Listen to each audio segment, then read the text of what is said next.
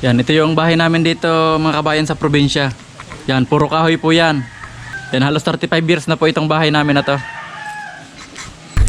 Yan, tapos dito naman mga kabayan sa loob, ito yung itsura niya ng kisame namin, kuwan yan. Kahoy talaga yan, hindi siya hardiplex or plywood. Yan, makikita nyo dito mga kabayan, inaanay na. Yan, itanggalin mo nga yan, jigging. Yan. Akala mo buo pa yung kahoy, pero pag hinawakan mo, wala na palang laman. Ayan. Yan, makikita nyo dito, ayun yung lupa. Yan ang gagawin ko, tatanggalin na namin lahat to. Aalisin na namin tong silong kasi halos may mga dinaanan na ng anay.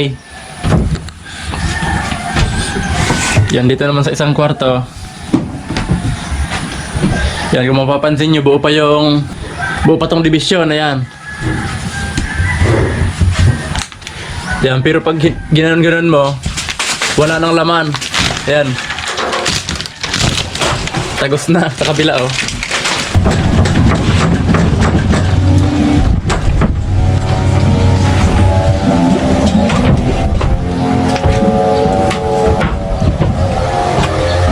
Dito, tingnan natin ka.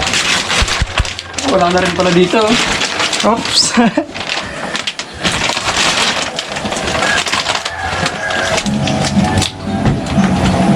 Matatagalan pa tayo dito sa Bicol jigging. Oh. Ano, palitan na ba natin ito? Palit? Wala na. Oh.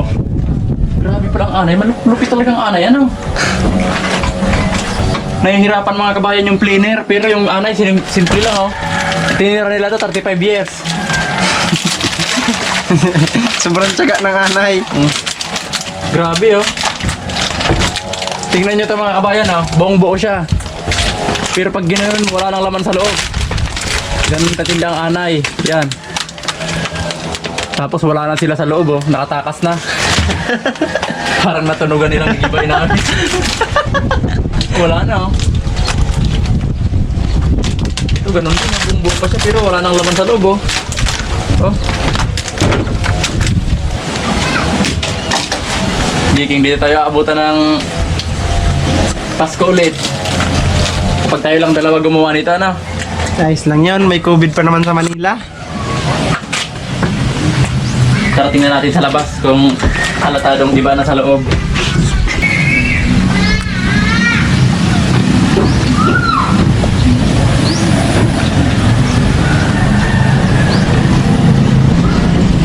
Ano, Jiggy? Parang buo pa naman sa labas, ano?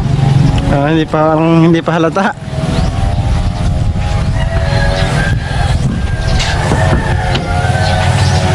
So palitan na namin to mga kabayan ng kuhan, hollow block. Yan yung wool dito. Gagawin na namin hollow blocks to. Yan, hollow bulok na rin to.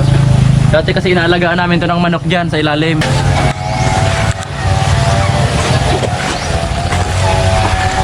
Yan, tapos ito hollow block na rin to papunta doon.